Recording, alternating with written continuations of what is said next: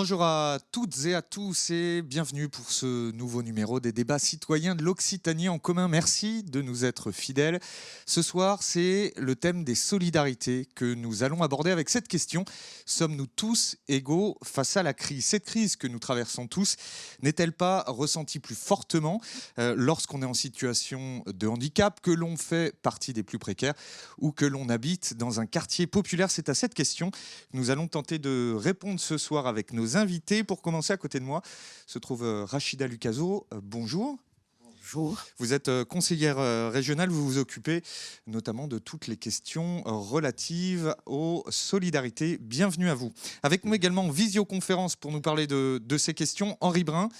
Bonjour, vous êtes président de la Chambre des métiers et de l'artisanat du Gard, mais vous êtes aussi le président de l'ADRH, une association qui œuvre pour l'insertion professionnelle et sociale des personnes en situation de handicap. Bienvenue à vous. Yamina Aïssa Djabri, vous avez cofondé l'association Isar Attitude à Toulouse, bienvenue également.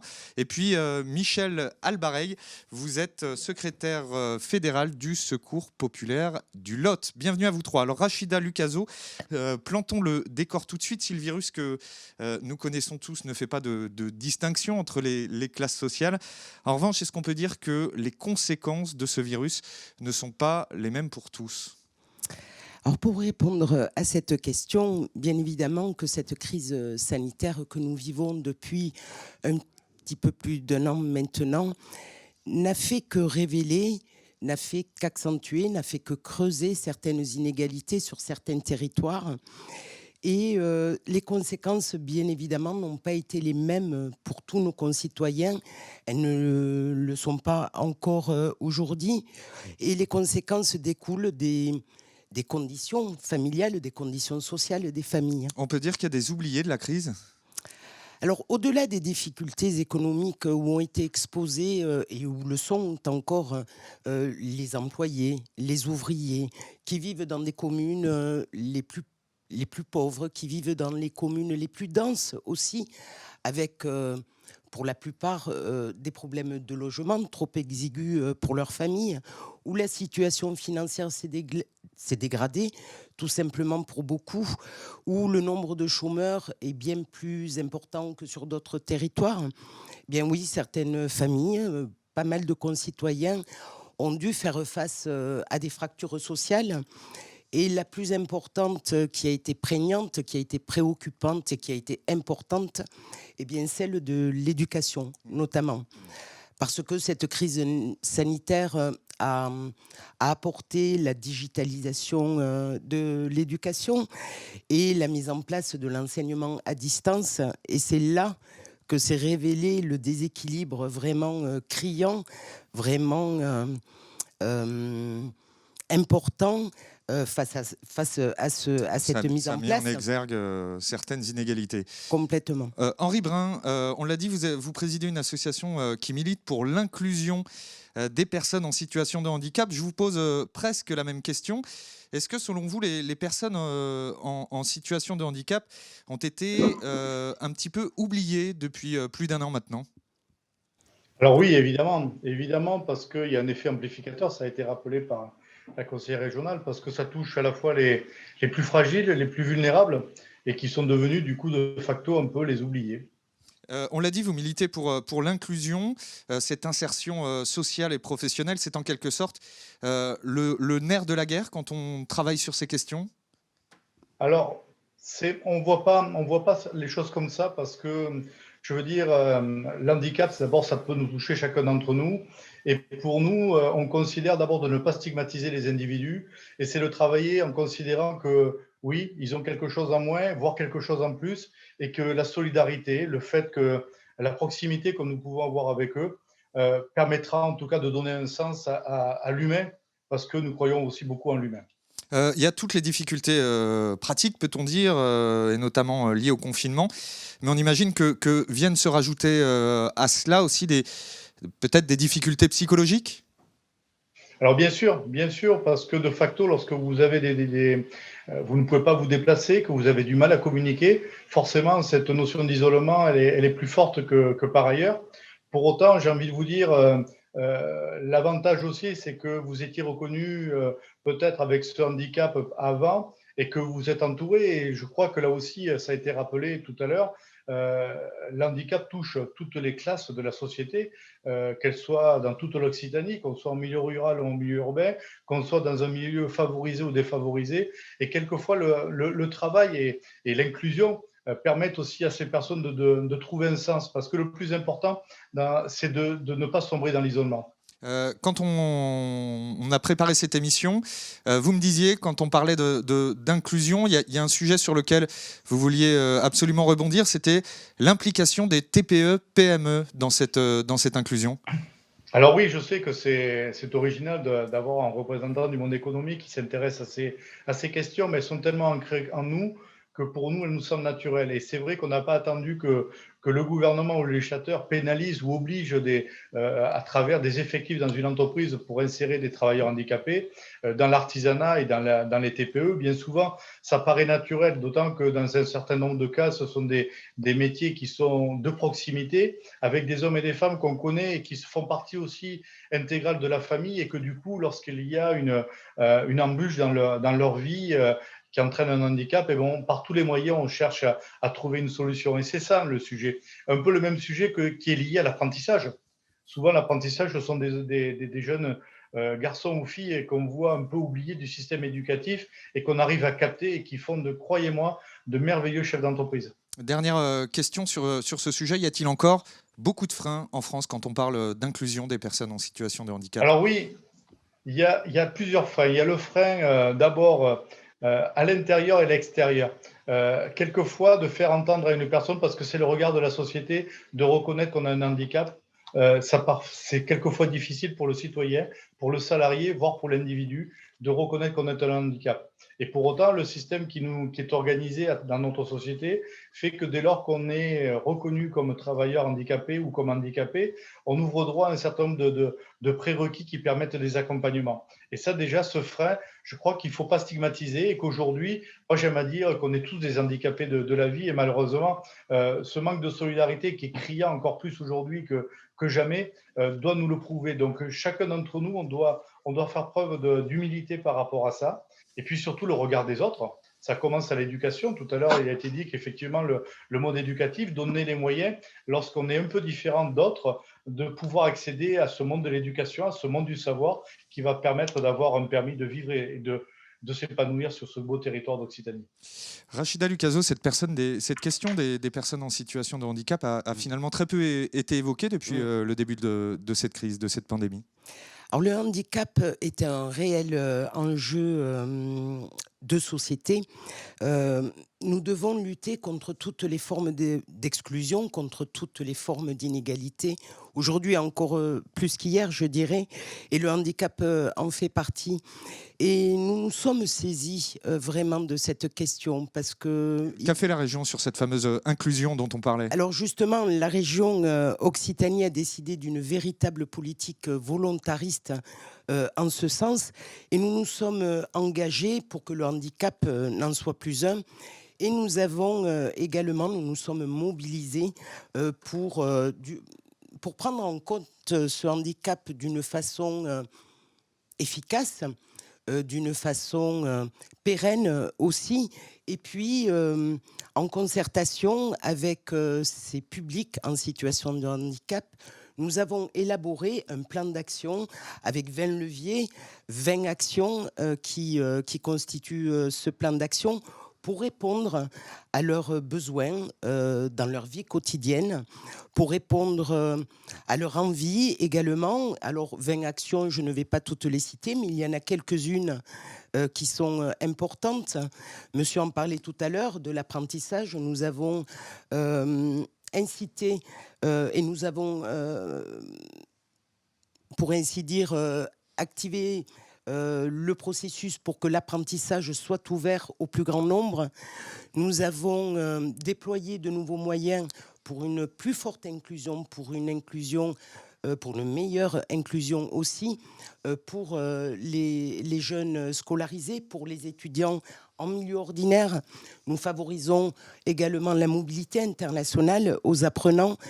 Nous incitons à la mise en accessibilité des logements sociaux, des bâtiments publics et bien évidemment, la question très très importante, nous mettons en place aussi un dispositif pour favoriser l'emploi à ces personnes en situation de handicap. Alors, autre sujet majeur lorsqu'on parle de solidarité, c'est celui des quartiers dits prioritaires. Yamina Issa Djabri, rebonsoir, vous êtes cofondatrice, on l'a dit, de l'association Isar Attitude à Toulouse. Déjà, est-ce que vous pouvez nous expliquer brièvement ce que fait votre association ? Alors, bonsoir. Isar Attitude, c'est une association montée par 3 femmes et mères de famille du quartier. On s'est monté en octobre 2013, suite à la rénovation urbaine qu'on a mal vécue et par rapport au problème de nos enfants qui commençaient à décrocher à l'école. Du coup, Oui, allez-y. pardon. Allez-y, pardon. Oui. Et du coup, on a monté cet asso. On n'avait pas de locaux. On a occupé un local de bas d'immeuble 2 après-midi par semaine. Il se trouve que ce sont les femmes qui ont occupé ces locaux. Et on a commencé à s'organiser justement sur ces temps d'accueil ouverts aux habitants. On est une asso d'habitants. Pardon, je vous pose la même question qu'à Henri Brun. En quoi cette crise a-t-elle renforcé les difficultés ou les obstacles rencontrés par les habitants de ces quartiers, comme celui des Isars à Toulouse ?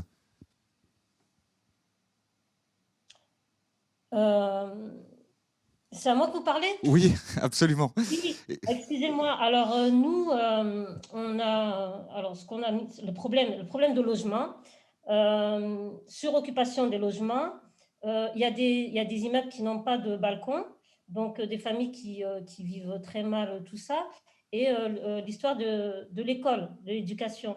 Même si des tablettes ou des ordinateurs ont été mis à disposition, il a fallu faire le suivi parce que grosse facture numérique par les familles et plusieurs enfants dont les parents ne peuvent pas s'occuper de 3 enfants qui peuvent être en primaire, collège, lycéen. Et du coup, nous, on a monté un projet d'aide aux devoirs porté par les parents. Et on a au centre social, parce qu'on n'a pas de locaux, au centre social du quartier, accompagné les enfants sur le numérique et les parents aussi sur l'ENT. Diriez-vous qu'il y a eu tout de même une vraie solidarité qui s'est mise en place dans ces quartiers depuis le début de la crise ? Alors oui, une grosse solidarité parce qu'on a mis en place des repas solidaires, des femmes du quartier qui ont cuisiné dans le snack du quartier, puisqu'il était fermé, le responsable nous l'a mis à disposition. Et du coup, on a pu cuisiner 1800 repas, je crois, en 3 semaines. C'est des repas qui se faisaient sur réservation. Et les femmes du quartier, une équipe de 5-6 femmes, ont cuisiné tous les jours entrées, plats, desserts pour des personnes les plus démunies. Rachida Lucazon, on parle souvent des quartiers prioritaires pour mettre en avant parfois certaines dérives, etc. On oublie souvent de dire aussi qu'il y a de belles formes de solidarité qui s'y créent également. Il y a de très très belles choses qui se passent sur ces quartiers. Il y a eu des professionnels qui ont été en première ligne dès le premier confinement l'année dernière. Moi, je veux dire ici que les associations, elles ont été aussi en première ligne, en direction des habitants. La question juste qui peut être anodine, c'est l'attestation de sortie. Bien, heureusement que les associations étaient présentes pour imprimer ces fameuses attestations. Elles ont répondu aux attentes des habitants également sur la question de l'éducation. Elles se sont mobilisées pour aller chercher les devoirs dans les écoles. Enfin, elles ont été très, très présentes et on ne peut que tirer notre chapeau vers ces bénévoles qui ont été toujours présents, qui se sont mobilisés. Et qui font le lien social dans ces quartiers aussi. Qui font le lien social. Et ils comptent parce que ce sont des acteurs du territoire à part entière. Eux n'habitent pas forcément les quartiers populaires, mais les plus précaires ont également été en première ligne depuis le début de cette crise. Michel Albareil, vous travaillez au Secours populaire dans le Lot, on le rappelle. Déjà, le nombre de bénéficiaires de personnes que vous aidez a-t-il augmenté depuis un an ? Oui, effectivement, le nombre de bénéficiaires, notamment dans la distribution alimentaire, environ sur l'ensemble de la région de 30%. Oui. Ouais. C'est un nouveau public que vous avez vu arriver ? C'est un nouveau public, c'est des jeunes, bien sûr, on en parlera peut-être, notamment des étudiants, des personnes âgées, puis des travailleurs en situation précaire, bien sûr, des travailleurs à temps partiel qui ont perdu leur travail, qui ont des indemnités très réduites, très limitées, et qui n'arrivent plus à se nourrir, et à nourrir leur famille, évidemment. Et en termes de dons, cette crise a-t-elle eu un effet sur la solidarité des donneurs aussi? Alors, je crois que là, oui, c'est remarquable à ce niveau-là, parce que nous avons eu un afflux de dons dont on n'avait pas imaginé avant cette crise, notamment d'entreprises alimentaires locales, de producteurs régionaux, qui ont quand même compris tout de suite la gravité de la situation. Et ensuite, la région, évidemment, avec l'opération Bien manger pour tous, a eu très important depuis le mois de mai, je crois, de 2020, où une fois par mois, on a distribué, elle nous a permis d'avoir des produits locaux, régionaux. Et oui, je crois que cette crise, si malheureusement on peut, j'oserais pas dire bénéfice, mais elle a révélé quand même des élan de solidarité importants. Vous côtoyez et vous aidez au quotidien les plus précaires. Malgré tout, est-ce que vous diriez qu'il y en a encore qui passent sous les radars? Bien, j'imagine que oui, on essaie, nous, d'être très actifs à ce niveau-là, de faire le maximum. C'est ouvert à tous, sans condition d'ailleurs. On ne fait même pas de dossier actuellement, on fait de l'urgence uniquement. Donc on essaie disons qu'il n'y ait pas trop de trous dans le filet. Mais certainement, il va y en avoir, oui, des gens qui n'osent pas venir encore, malheureusement. Ça existe, qui ont honte de se présenter. C'est malheureux, mais c'est vrai. Rachida Lucaso, on vient d'entendre 3 témoignages d'acteurs de la solidarité. Déjà une note d'optimisme, on le voit.